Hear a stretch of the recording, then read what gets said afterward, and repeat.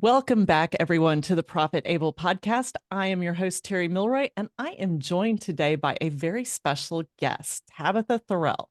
Let me tell you Hello. a little bit about her. Tabatha is a native of rural Nebraska. She has 5 children. Let's all say a prayer for Tabatha. She has spent 16 years in fitness coaching, almost 2 decades as a real estate investor. And in addition to all of that, is a best-selling co-author, speaker, life and business coach. And she also has a podcast where she shares inspiring stories and insights to give a bigger presence for herself in the coaching and consulting space. So, Tabatha, welcome to the Thank show. you.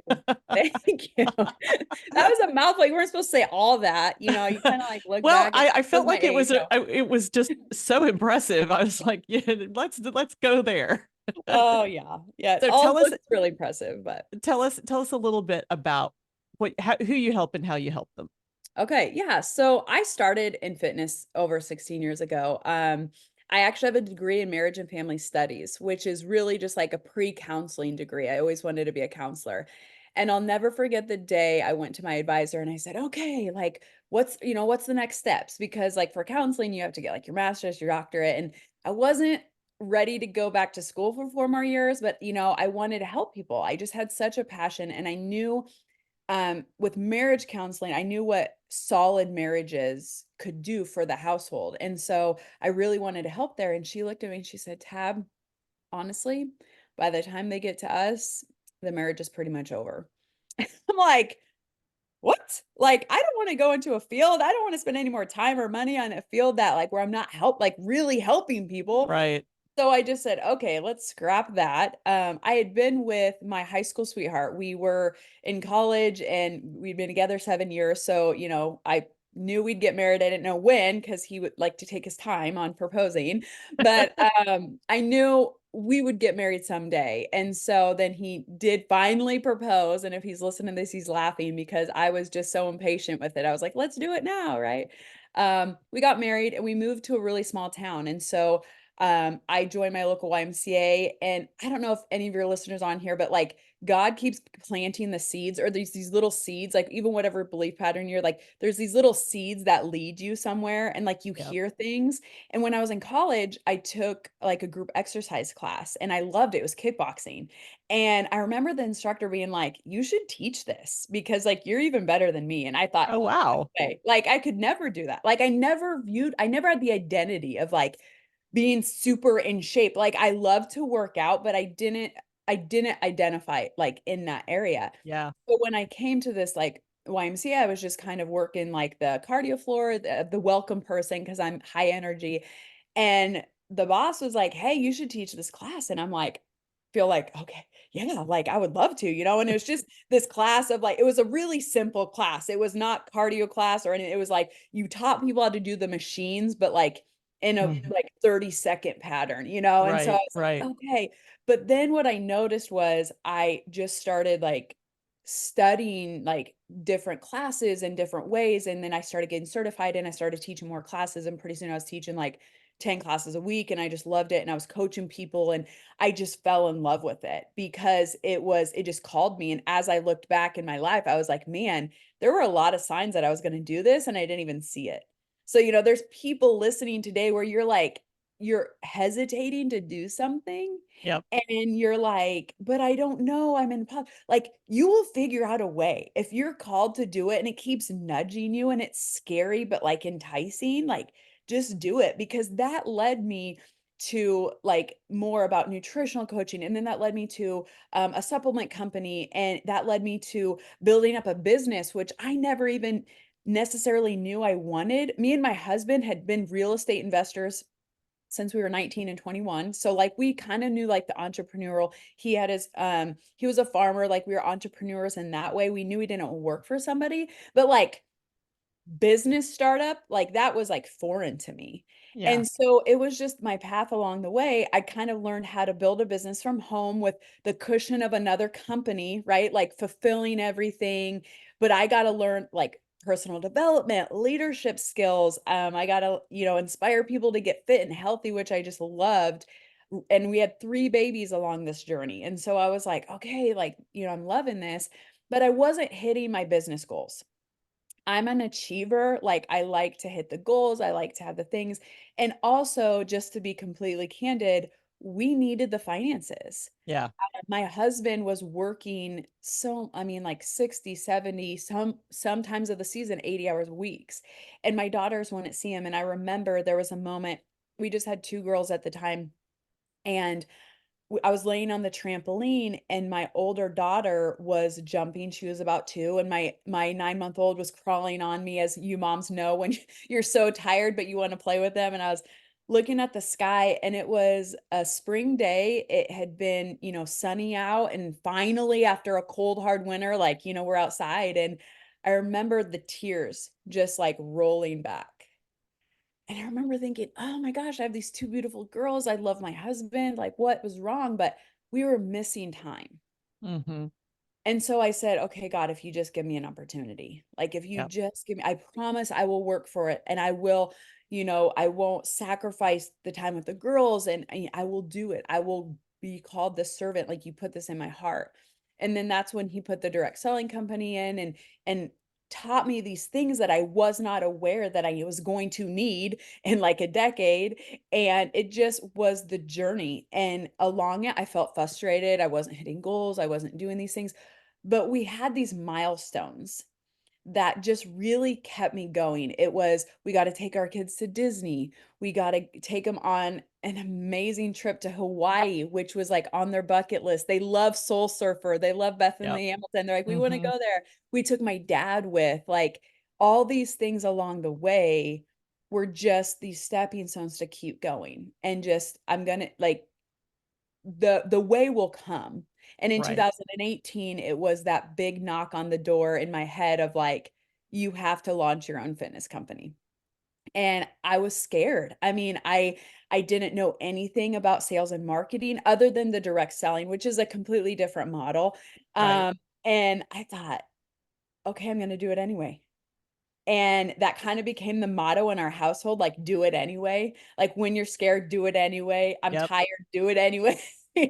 And I hired a coach, spent my first, I will never forget, it was $5,000, which at that time Yeah. I'd never spent more than, I think, 297 for a course. Mm-hmm. And I invested in this coach and said, "Tell me how to launch this." And she was great. She was great on how I did my workouts, and I worked with a dietitian for the nutrition part, but the sales and marketing was just kind of like, "Okay, go."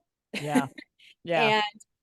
And I was fortunate I had enough, credibility in that space to where I was able to launch it and have some financial success, and then people were kinda like, "Hey, let's," I was always more about transformation coaching, and so they're like, "Hey, would you coach us on in relationship, or, like, do some one-on-one coaching?" And that would Right. be, I'd coach them with anything. I'm like, "Sure, I'll help you, like, I don't care," and I'd help them with relationships, and I'd help them with personal development, and I did workshops on, like, just discovering who that woman was and why they do what they do, and, all those things. And so it was great, like, I loved it.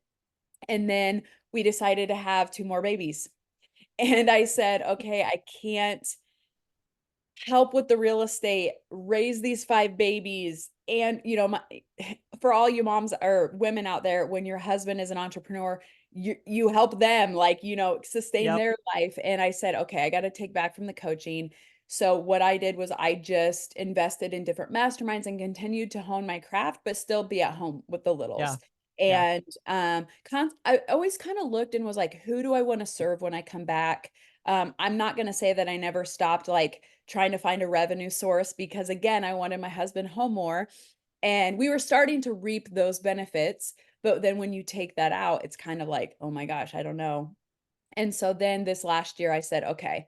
I was fortunate enough to have an amazing woman come and help with the little ones while I come in and, teach and train and launch this podcast. And now we're taking clients in 2024 again, and really honing in on who we want to serve, and, the impact we want to make. Because I look back at the 16 years and I'm like, well, that's a lot. Like, who do I really wanna help and serve, and how do I wanna move forward? And with our investments, we really wanna become even higher level investors and not just in real estate, but like in businesses and things like that. So Sure. we're taking it up a notch in 2024. So, what do you think has been, obviously, your husband and your children are huge supporters and huge motivators, right? Yeah. But Yeah. what do you think has been the thing that has kept you as an entrepreneur versus like finding a quality nanny or something and going back to a 9 to 5? What do you think has really motivated you to stay in the entrepreneurial space all these years? I think the challenge of it, Hmm. the freedom. Yeah.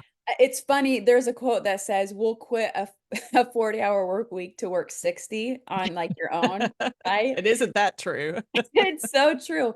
But when I always say this too, like, I don't like people to tell me what to do. Like, even if it's like, you have to, like, park over here, Yeah. or just the other day, I was walking on the walking track at our local YMCA, and I was going the wrong way. And I realized I was going the wrong way, but there was nobody else on the walking Hmm. track. So instead of looking at like a fool and like turning around, I just kept walking. Well, then an older gentleman came on and I was out of his way. Like I was not in his space, but he proceeded to tell me that I was going the wrong way. And just the rebel in me was like, but it's okay, Yeah. like please tell me what to do. So probably a little bit of like, I don't like to be told what to do. Also, I don't like a cap on my abilities. And I Yeah. think sometimes a 9 to 5, like you can only earn so much, or your area of expertise of what they will allow you to do. And like an Yes. entrepreneur, like this year, I said, I'm going to speak on 100 stages or platforms, like whether that's podcasts or summits or whatever. And the sky's the limit. I get to decide that. And Right. I get to choose that. And the income that I get to make, I inevitably get to decide that because I get to decide how hard I work and the resources and the risks and the who I hire and all of those things. Rather, when you work for somebody else, yeah, there is definitely certainty there. There's security there. And I know I could go and perform at a high level because that's just what I do. And it Right. would feel good for a boss to tell me, hey, great job. Because when you're an entrepreneur, like you don't have a lot of people giving you the accolade. When you're the boss and the leader, like you don't get a lot of accolades. I tell my Yeah. husband, like, just throw me a bone. I'm words of affirmation. Like, just throw me something, right? So it's tempting sometimes to go, but then I'm like, I know what I'm called to do and serve. And if I just do that at a high level, I have been given so many opportunities to get the knowledge base to know that these things exist. Even like in investing, like we're constantly um, given information or put in social circles or different things. Now, we have purposely put ourselves in those social circles or Mhm. masterminds or different things, but we get this knowledge that like a lot of people, even entrepreneurs, don't have. And I'm like, Right. I feel so incredibly honored to have that to where I have to share it. So if Yes. I had this 9 to 5 and with my kids and then my husband doing what he does, I wouldn't be able to do those things. I wouldn't be able, I don't know about you, but like these people that have a 9 to 5 and then they podcast on the weekends or the nights and stuff like that. There's too many sacred moments. Yes, like there's too many sacred moments that I'm like, no, I have to say no because I do know my oldest is 14. Yeah. And time is fleeting. And I don't want to look back and think like I hustled and grind. And, money's great. And I do want more financial freedom. And I know what it can do. But I also know that I can look back and think, oh my gosh, my babies are grown. Yeah. And I also look forward and think when I'm an older adult, I want to be able to help take care of my grandbabies and I Yep. want to be there for them. Yep. And so if I can do some stuff now, just, not necessarily grind it out, but do what I'm called to do in a way and use all of the resources and the knowledge, like work smarter, Hmm. then why wouldn't I? Yeah. Because there's so many amazing things. Now, some people are called to be the employee. Like they have a skill set. Like there's people Yep. that work for me, they have a skill set that I don't have and I need them. So I don't need everybody to be an entrepreneur Right. because then nobody would get anything done, right? But Right. I know in my heart there's always been this little freedom. Like I need to grasp this freedom. And it could have came from my dad working so hard. And that was the first lesson. I didn't realize I learned until just recently was, it's not really how hard you work, because my dad and my husband are two of the most hardest working people on this Yes. planet. My dad, I mean, I calculated there were weeks that he worked 90 hours in a blue collar job Yep. to put food on the table. Yep. Now, I wish that the work harder got him his millions, Yep. but it didn't. And, he's 72 and he lives a comfortable life, but nothing to where if you really put the hours in, would it Yeah. equate? And so I've learned even just in the past 5 years, like, you gotta work smarter with the Yeah. resources you have and the skills you have and go out there and serve, and just know that you will reap what you sow when you have the right heart and you just continue to do it. That's right. And also really there's nothing wrong with being an employee. As you said, there's Oh, some yeah. people with skills that the rest of Yes. us can't do without. So Yes. we don't want everyone to be an employee. But even for those who have the ability to be entrepreneurs, sometimes there's a trade-off, right? You're Yep. very fortunate that you have figured out a way to do it with little children at home.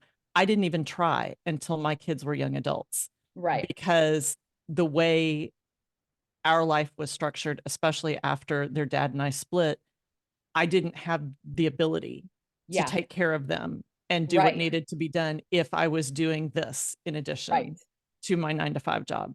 So there's there's a grace in finding balance. And that's something that Yes. it sounds like you have found a way to do. And also to encourage your husband in those 80-hour weeks, Yes. hopefully end at some point before your Yes. retirement age. Yes. And when you say balance, I laugh because I feel like every day I'm like, okay, if I can do this over here and do this over here, and Yep. if and I'm one that, especially when my three older ones were younger and my husband worked, his schedules changed a lot. And it's just really hard to ask for help.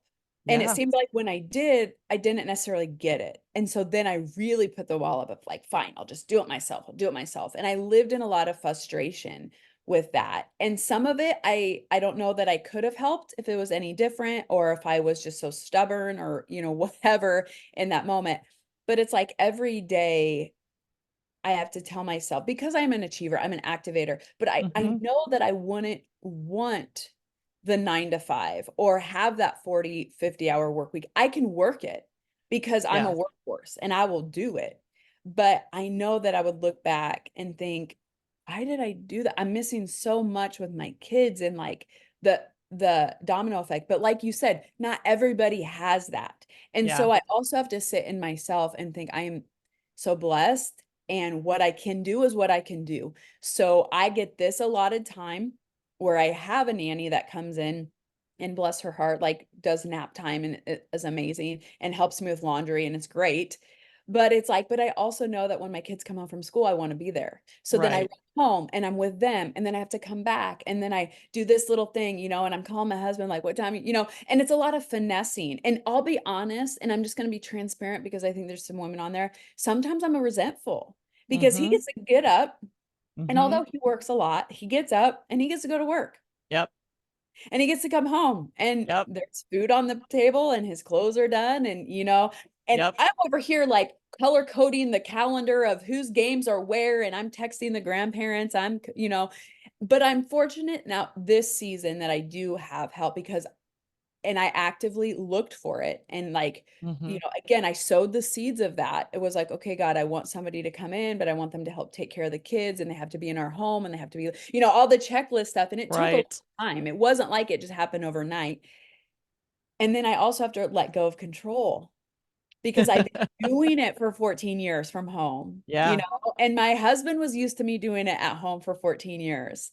But I'm like, I can't do the things that we both want me to do in order to do that. So I had to let go of some things and come into it, give myself grace of finding that path because I'm like, oh, I love this more and more and more. And I have to stop and think, okay, but what is our goal this year? What is our family Hmm. alignment? We do a lot of like what we call like family masterminds. We don't really call that, but it's like we get together and we're like, what does our family want? You know, this is why mommy's gone. If you're struggling in school or you want time with me, just communicate that. We'll allot this time. You know, with 5 girls, I try to have, you know, time with just each individual one. Yeah. And that can, you know, in of itself be a challenge. But I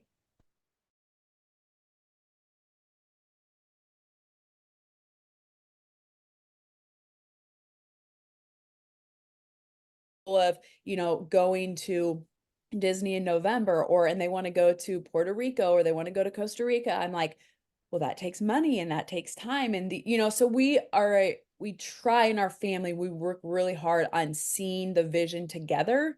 Right. And I feel like sometimes, not all the time, but a lot of entrepreneurs, they just go on their path and they forget like their kids want to be burdened in the vision. And if you're Yeah. gonna miss time with them, they will understand and they will be okay with it when you show them the path that they're included and you want them in on it and you want that. And that is something that we've done.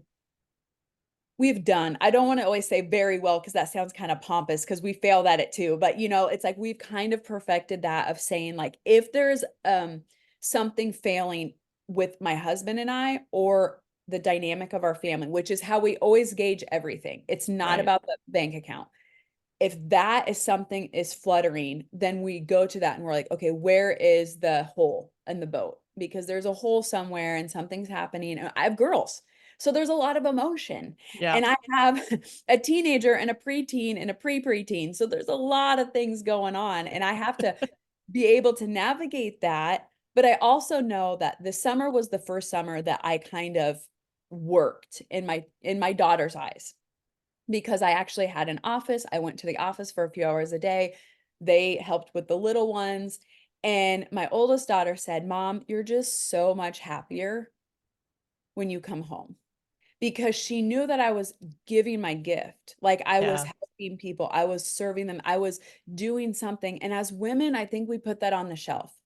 We know we Yeah. want to be moms. We want to be present. Of course we do. We want the best. I don't think there's a single mom on the planet that does something that thinks, oh, that's going to detrimentally hurt my child. Like we all want what's best for them.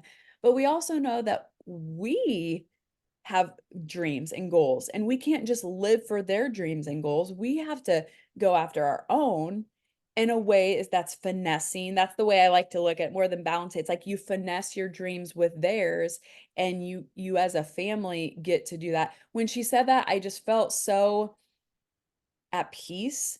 Like I Hmm. am like a really good mom when I can pour out into other people and I give my gift to the world, I serve, and then I can come home and I can be the mom at the highest level. There's no point in depleting yourself as a mom just to be there. Like, Right. but I was there, but I was there. Yep. But were you the best version there? Yeah. That's the question. And that's a hard mirror, look in the mirror because there were a lot of moments I will say with my younger three that I probably was not the best version of myself. And I take full responsibility of that. So those are just the hard things you have to look, as a mom and say, how can I be the best version of myself? It's not just self-care, it's like literally soul care. Like what lights my soul on fire? Right. Absolutely. I want to go back to something you said a couple of minutes ago, because you said sometimes I was quite frankly resentful. Yeah. And I think that it's something that we don't talk about in Yeah. entrepreneurship very often, Yeah. because whether you have a life partner or not, whether or not you have Mm. children or not, Right. asking for help Hmm. tends to be very difficult for entrepreneurial minded people because we are go-getters. We are very competent. We are very task driven. Yep. And there is resentment that builds up sometimes through no fault but our own. Yep. Instead of no fault of our own, Yep. it is no fault but Yes. our own, Yeah. because we don't feel like we can reach out, and either we can't reach out and ask for the help and support we need outside of the business, or we feel like it's wrong to spend money to get support in the business. Talk Yes. to me about how you made those decisions. Well, that was hard for me because growing up, and again, we are all our own perception, right? Like of how Right. we grew up, everything. And I was the youngest of five. My mom was ill since I was two, and I felt alone a lot. Now, I'm not saying I was, because my mom was home, like she was home. Right. She was bedridden a lot. My siblings were probably around, but I felt alone. Yeah. And so, and I think when I would reach out, there was some moments of like embarrassment or people, whatever growing up, those kind of wound things. So as I got older, it was kind of like, if it's meant to be, it's up to me, which Hmm. I agree with to an extent, but I took it to like, if I'm going to do it, like I'm going to have to do it. Like no one's going to rescue me. No Yeah. one's going to save me. My dad worked a lot and I love him now. We have a phenomenal relationship now.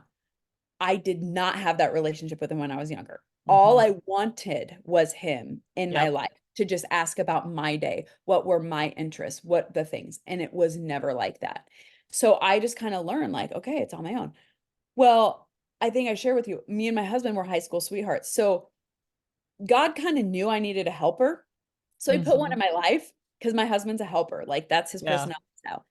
And at first I was like hesitant, like I don't need anybody. Like I'm an independent woman, like, and I stood on that solid ground for a long time. And so people just always thought it was confidence. Well, I had to be confident because I didn't want them to see me fail because I Hmm. felt like a lonely loser, overweight, whatever insecurity. And so take that fast forward into entrepreneurship and you're almost validated for being persistent, Yeah. resilient, solopreneur. You got this. You're strong. You can hold it all. And I could hold a lot. And I was the person who liked to consume and like, I loved learning about sales and marketing and I Right. loved learning about all these things. I really did. So then I thought, okay, well, I'm supposed to do them. And you marry that with scarcity mindset. Because Uh-huh. remember, I grew up like above, like one above welfare, right? Like food stamps, that kind of stuff.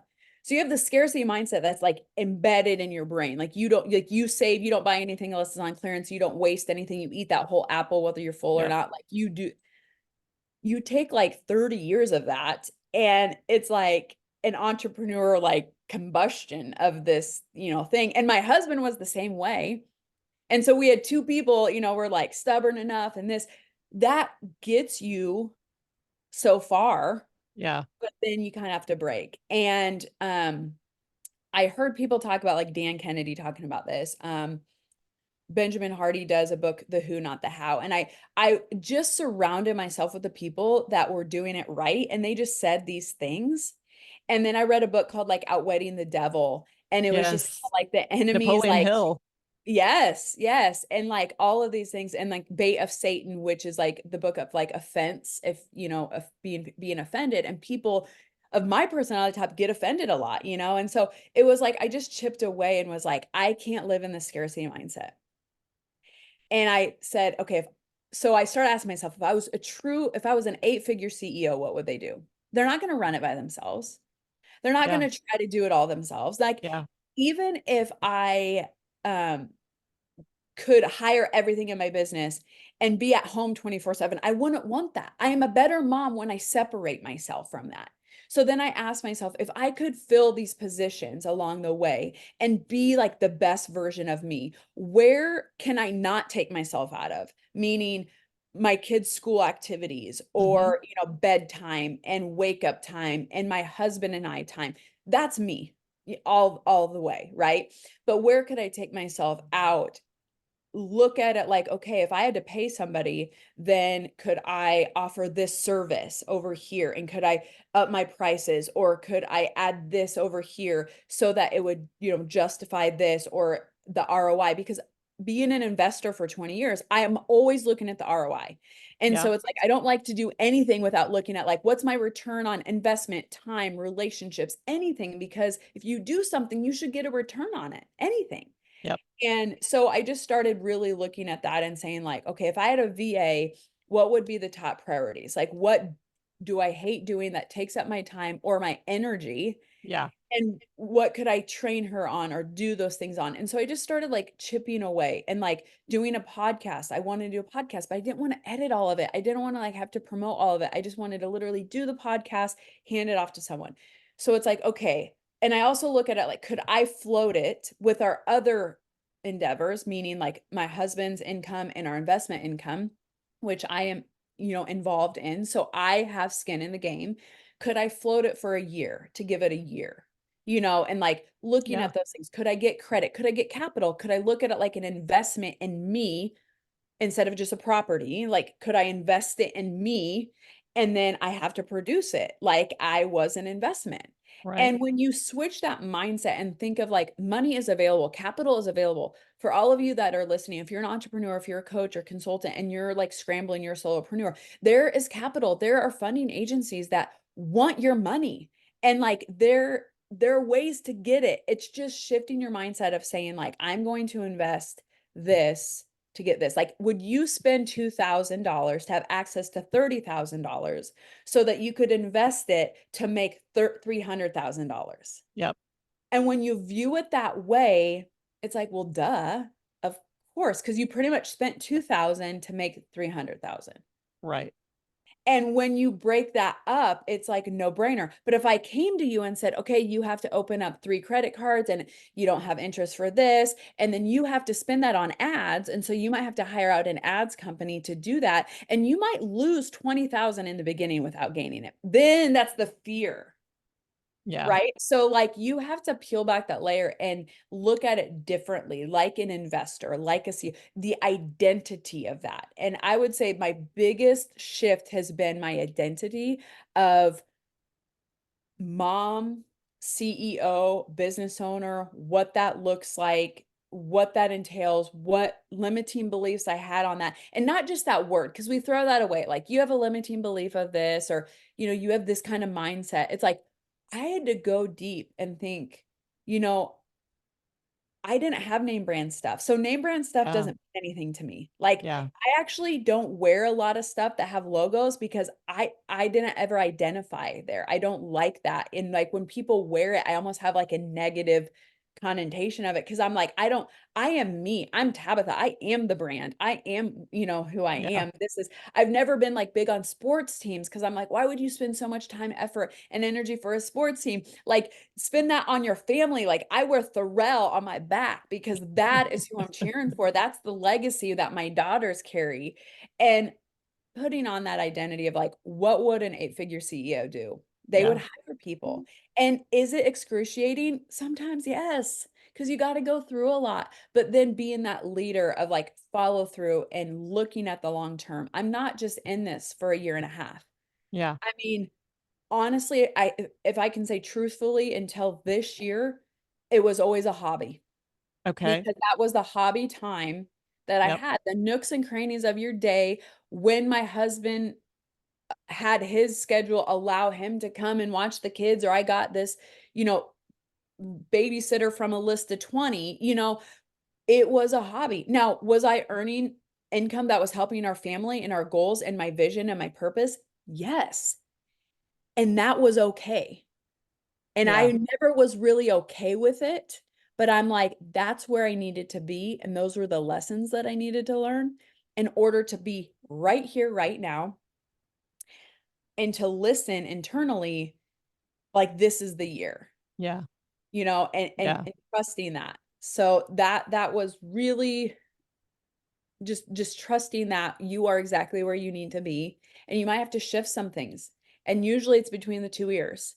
And that's Yes. the hardest Yep. to really shift that. It absolutely is. And I appreciate you sharing the thing about it being kind of a hobby until this year. Yeah. It has kind of had to be the same thing for me Mhm. up until about 7 months ago, Yeah. because I had 2 kids in college. And after their dad and I separated and divorced, he passed away. And I inherited all of the expenses he was paying for their college while losing all of the support that he was paying me. So there That's a wasn't hit. a lot of room to make this full time Right. because I couldn't afford to not be able to pay their bills. Right. So I completely understand what you're saying. And I think that it's important to acknowledge that Yeah. because there are a lot of women, especially, who go into entrepreneurship and they think, well, look at the people on social media. They made $100,000 in 3 months. And here I am, and I can't put enough time in it to make that work. From the very beginning, I am obviously a failure.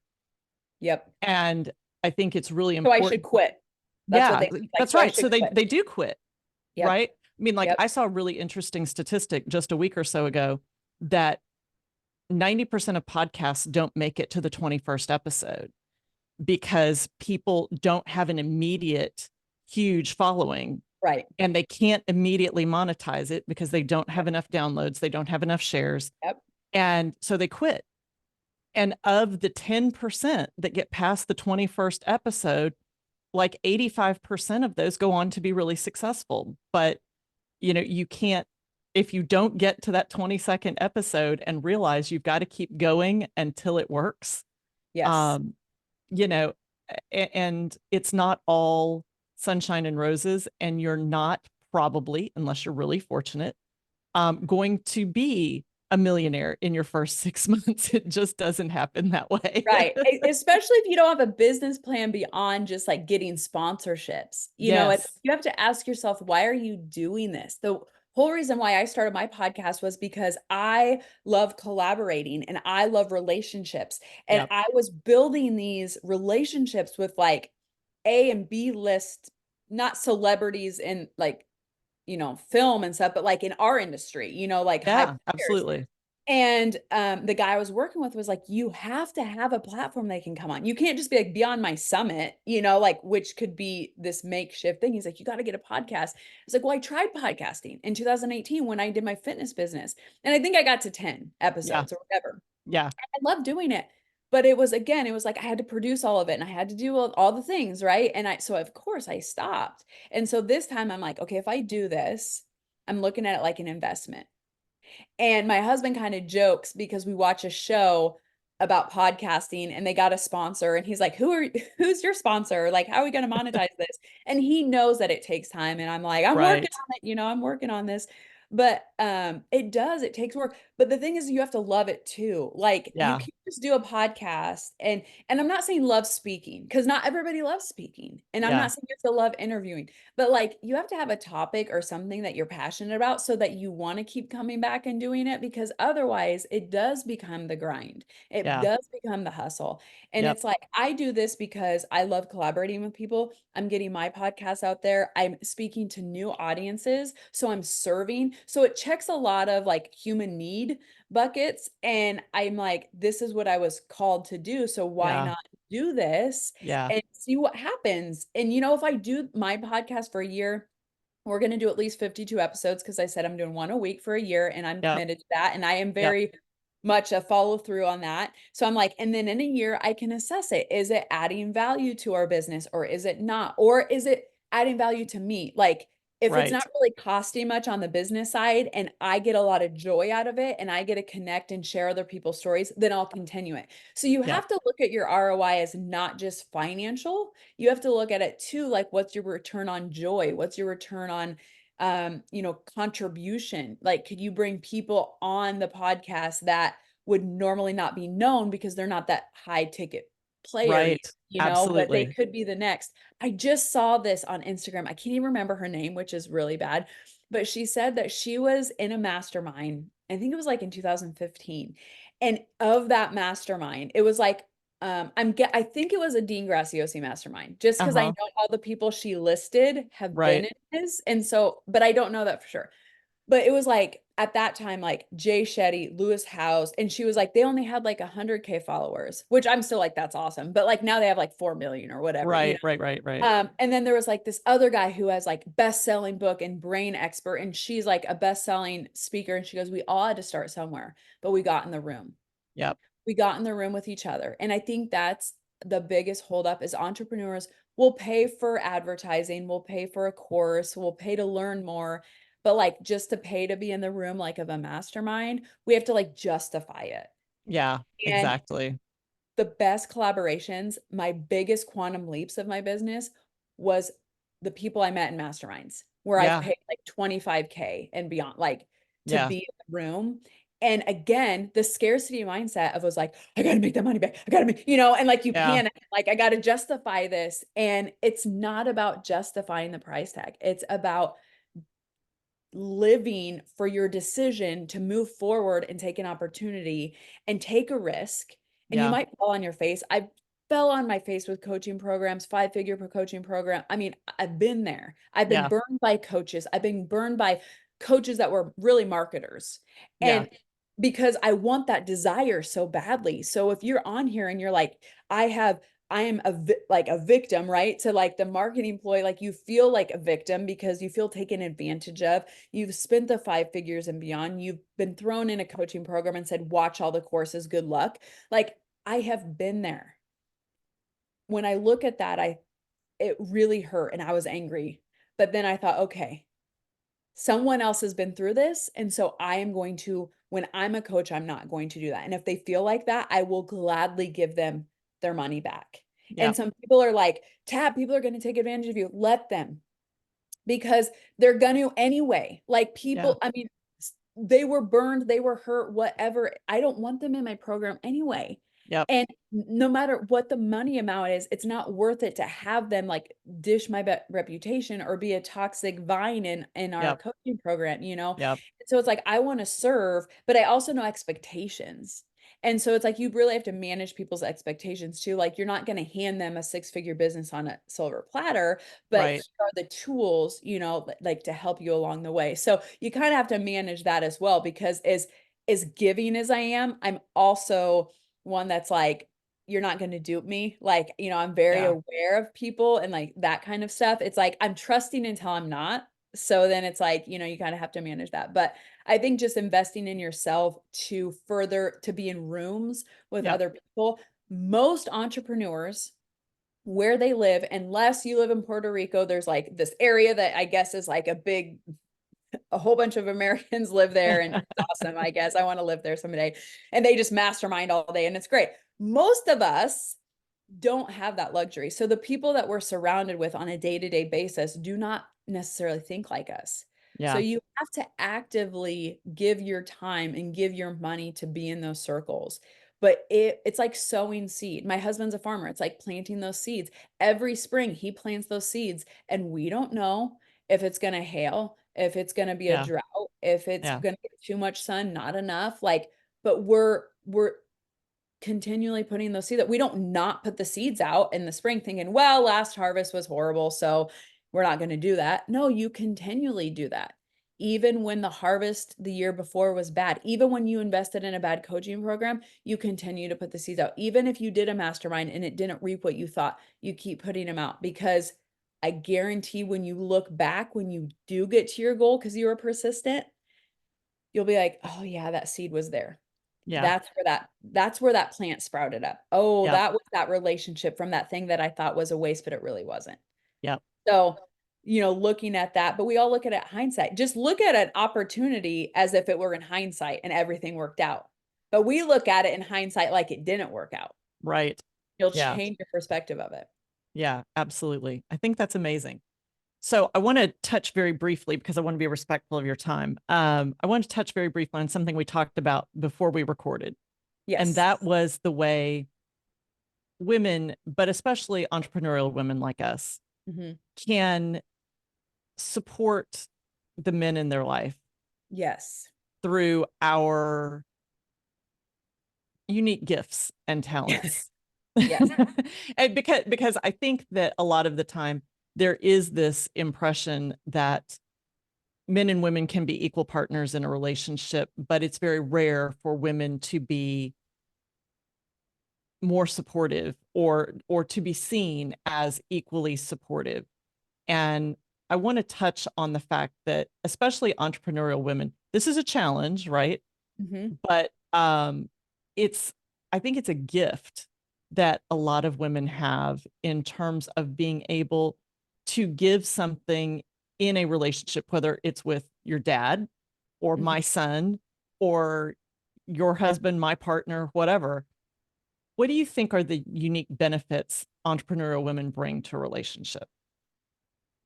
Well, I think what women need to realize is that you hold a lot of power. And with power is responsibility. I think that's in like a superhero comic or something Yeah. like that. I don't know. It's not prophetic, but but it's true. I mean, and the Bible talks about it too, but like where you have that power. And we were given, no matter what your belief system is here, the universe, for me, it's like God gave women a specific type of power. And I feel like, and some women get a little iffy with how, especially biblical, like, Yeah. you must obey, and like, Yeah. Right. Eve was made second, but that's not, it's that supporting role. I won't go into biblical, but it's, like the man needs the woman and the woman needs Yeah. the man. And if that's not your belief pattern, I'm not trying to hear, I'm not offending anybody or anything, but for me and for my belief pattern, women hold so much power. And this is what I mean by that. So my husband is more of like a helper, a supporter, but he's a provider. He still has an innate need to provide. He is Right. an amazing father, and he is so amazing for 5 girls, like incredible. That doesn't mean that he wanted to be a stay-at-home mom Yeah. or stay-at-home dad, excuse me. That there's nothing wrong with stay-at-home dads, but that wasn't his desire. But if you just looked at his innate characteristics, you would think, well, Tab is more like aggressive and leader and driven and that, right? Like she should be the one that works and he should stay home. Right. That was not in either of our DNA. Like I still wanted to be the nurturer. I still wanted to be that person in my daughter's life, and my husband still wanted to be the provider. But trying to find that balance, because I am a leader, I am a go-getter, that is very challenging in that. But when I realized that I am my husband's biggest cheerleader, Yeah. when I know how he's wired, when I know his personality type, his love language, his strengths, and I know mine, and Yeah. I know how I can support the supporter, because that's a Yeah. hard one. Yep. Help the helper is hard. Yes. And especially when it's not my innate gifting, but how can I use my gifting to give him power? Well, I know as his wife, when I light him up, when I what I call like feeding his fire and like, continually building belief in him if he thinks like something's not going to work, because we're investors, so there's risk, right? When Right. I'm continuing, like, I will support you no matter what. We can live on the side of the road. I don't care if we do bankruptcy. I don't, like, as long as we're good, our relationship, the money, the businesses, the finances, all of those things, and his head pile up, which they Yep. are right now, because 2023 was a hard year for us. I have to continually remind him, like, I am here, I'm not going anywhere. Our Yeah. kids are here, they're not going anywhere. And I hold that power, but I'm very aware of it, because we can also use that for manipulation. And I Yeah. never want it to be that manipulating. I know that I could get whatever I wanted out of my husband. I hate to like say it that just brusque, but like, Right. but like we've been together for 23 years. I know how the man ticks. Like I know if I wanted to move to a beach, we would live at a beach. But that doesn't serve both of us. Like we Right. need to be in sync. And I think what happens is you have, especially if there's one driver of the entrepreneurial, bus, and the other person kind of feels like they're left out in the dust. You have to, again, that family vision of like, where are we going? What are we doing? How can we support each other? And I tell my husband, I'm like, you're a helper, but he's like physical labor. Like, he'll fix my car, he'll Yeah. redo the building for me, but I'm like, I need words of encouragement. Yeah. And that is not his gifting. So he has to work really hard. So, but I have to humble myself and ask for that sometimes. Because Yeah. like I told you before, when you're the leader and you're the boss, you're not getting the accolades. And sometimes I need it a little bit just to, in this journey of being in the trenches. But I also know I have to recognize what he needs. Yeah. And if I'm saying too much or if I'm deflating him, I need to recognize that and pull it back. And not in a people pleasing way, not in a codependent way, but saying, if we're partners, if we are equal partners, how can I help so we're equal partners moving forward? Not I get to chase all my dreams and get everything I want, and why he's over here just trying to provide for the family. It's like, no, how can we go there together and be Yeah. united? And if women realized what men would really do for us, like, Yeah. and how simple, like really simple it is. I won't go into anything too intimate, but it's like, it really is the needs of a man to feel loved is different than a woman. And men really want respect. But when we are with a man, like even I want to say in the bedroom, but not like in a vulgar way, but like in that moment of vulnerability, we hold that power and we can really uplift them and make them feel so alive. That transcends into every area of his life. Yeah, When absolutely. you understand that and know that and feed that and kind of take it, it's not about me. Yeah. Like it's, because a lot of women are like, well, I don't feel loved and he doesn't, want to cuddle and he doesn't want to do that. Well, you have to communicate that and you have to come to that level, but you have to Yeah. realize too that if you have been removed from it, and you don't want to be intimate and that's how they feel connection and you're removing yourself from that. And why would they want to be loving to that? Because they're going to feel like they're going to get rejected and rejection is like a disrespect for a man. Hmm. And if you open yourself and you respect him and you tell him, like, instead of being like, honey, I love you and you're so good and oh my gosh, and I love this and oh, you're so sweet. Okay, that's great. But you go tell a man, like, I love how you mowed that lawn. Like that lawn looks with high respect. Like, oh my gosh, you fixed my car. Or, oh my gosh, like if they're doing something, like with their work, like you nail like you were so good with that client and they're just so awesome. Like, I can't believe it. Like their like testosterone like goes through boost and their confidence and they're like, oh my gosh. And they're like, honey, what can I do for you? Because they Yeah. feel confident, and it's like if you give it to them on the way that they receive, that's like if they were to say, oh my gosh, honey, like you do so much for the family. That meal was so great. You've kept this out, or you've started that business. I can't believe you jug it all. Like we melt, right? We're like, okay, whatever.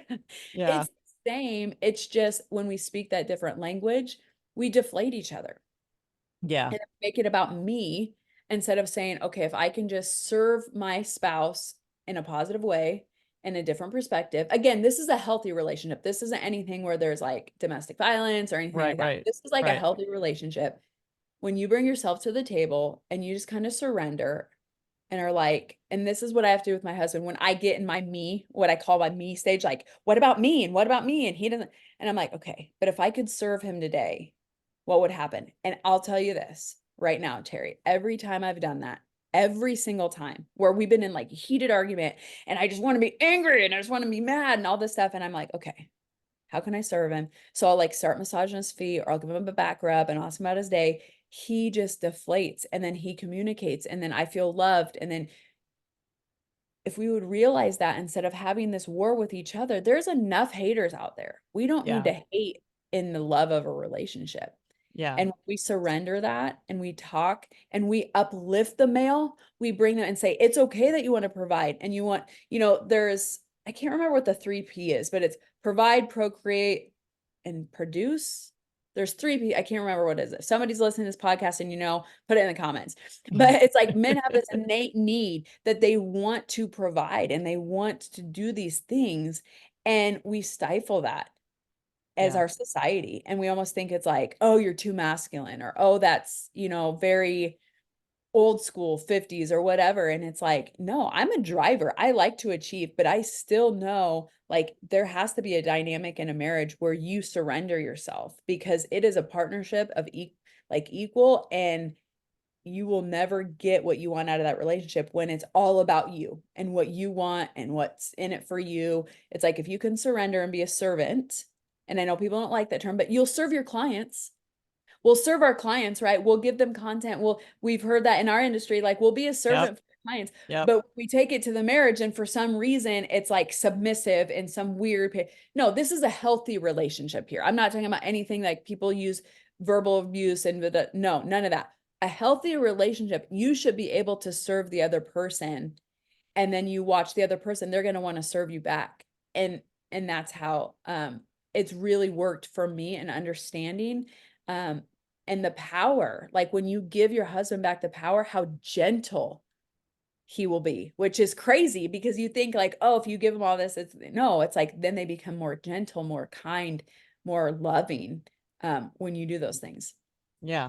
And for those who aren't married or in an intimate relationship, the same applies to husbands and sons and brothers and Oh, all of that. absolutely. Communication especially as entrepreneurs, we have to know how to communicate. That's our job, right? Yep.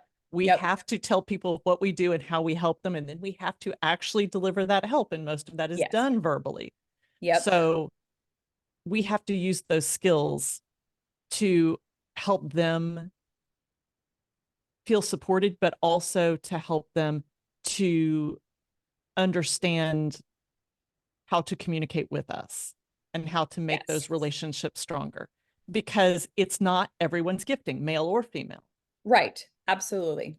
Yes. But And I think communication, so much of it people just think is words, but it's nonverbal too. I mean, like that's where that's most communication comes across. And when you're talking like with a coworker, like a boss or somebody that like that's not your intimate partner, that's male.